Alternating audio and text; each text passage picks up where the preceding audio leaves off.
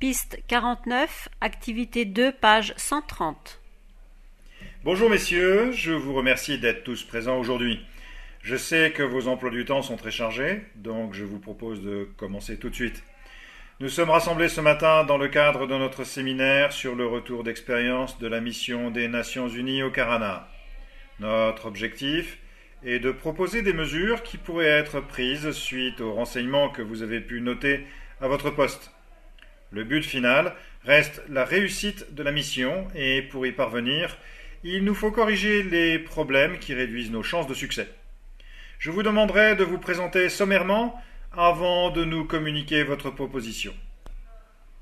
Bonjour, je suis le colonel Kapila.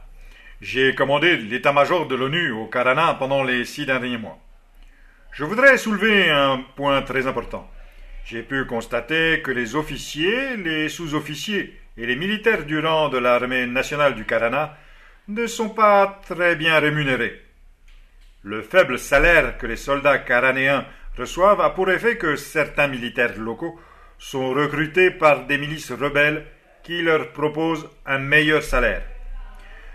Vous n'êtes pas sans savoir qu'il existe un marché de l'emploi parallèle dans le pays et que, compte tenu de la situation économique difficile qu'il traverse, certains hommes sont prêts à tout pour nourrir leur famille. L'ONU soutient cette action en participant au financement de la solde des militaires karanéens. Cependant, il serait souhaitable d'augmenter cet effort pour doubler la solde des militaires. Je pense que ceci aurait pour effet positif de diminuer le taux de désertion en conservant dans les rangs des forces nationales les hommes qui sont tentés de se vendre aux plus offrants. J'en ai fini, je passe la parole à mon voisin. Merci mon colonel. Je suis le lieutenant-colonel Asif et j'étais le chef du centre de conduite des opérations au sein de l'état-major pendant les 8 derniers mois. Dès les débuts de la mission, nos troupes ont été confrontées à des difficultés de compréhension de la population locale et d'orientation géographique, compte tenu de la pauvreté d'indication des lieux et de signalisation des itinéraires. Je pense qu'il est nécessaire d'intégrer au niveau des sections des militaires locaux.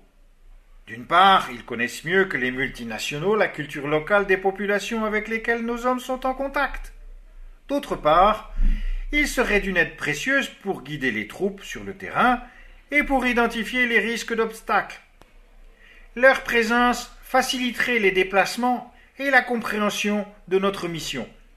Voilà, pour moi, je passe la parole au suivant. Bonjour à tous, je suis le commandant Miaped de l'arme du génie. Je suis depuis 4 mois le chef du centre de coordination de la lutte anti-mine des Nations Unies.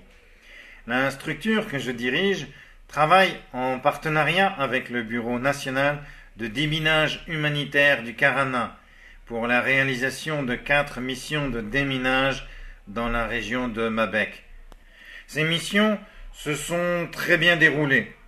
Cependant, un gros problème réside dans l'éloignement des zones à déminer de tout centre médical qui puisse prendre en urgence les blessés en cas d'accident.